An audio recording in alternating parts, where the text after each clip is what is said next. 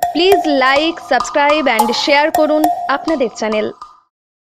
মূক ও বধির ৪৪ বছরের রামপ্রসাদ ঘোষের নিখোঁজ হওয়াকে কেন্দ্র করে শোরগোল সঞ্চালিদা গ্রামে। গত ৭ই ডিসেম্বর সকাল থেকেই নিখোঁজ রামপ্রসাদ ঘোষ। ছোটবেলা থেকেই এই ব্যক্তির মাঠ পরিদর্শন করতে যাওয়ার অভ্যাস ছিল।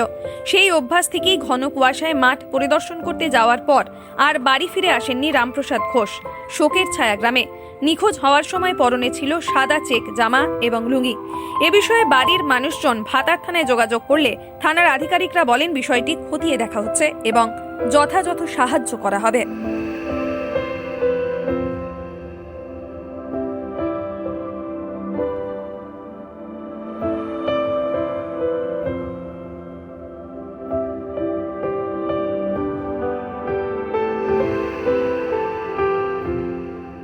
এটা কোন গ্রাম?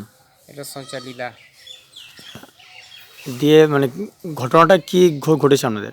আমাদের ঘটেছে বলতে 7/12/2020 সালে সকাল 7টার সময়, ওই 7টা থেকে 7:10-15 ওই চাটা খেয়ে ভাই মাঠ দিয়ে এমনি প্রতিদিনই যায়। এবারে সেদিন প্রচণ্ড কুয়াশা এসেছিলো। কুয়াশাতে ভাই কিন্তু আর দিক হারিয়ে ফেলেছে, মানে দিশাহারা টাইপ হয়ে গিয়েছে আর কি। সেই তারপর থেকে ভাইকে আর আমরা সেই নিখোঁজের মতোই মানে খুঁজে বেড়াচ্ছি, কিন্তু কোনো তার ঠিকানা আজ পর্যন্ত এখনও পাইনি।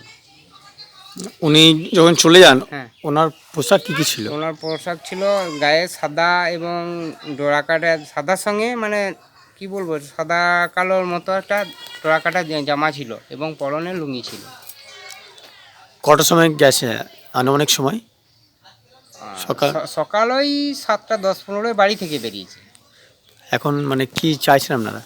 আমরা চাইছি যে যাতে ওকে ওর সন্ধান পাই বা ওর মানে যেভাবে ওকে সুষ্ঠুভাবে যে বাড়িতে ফিরিয়ে আনা হোক।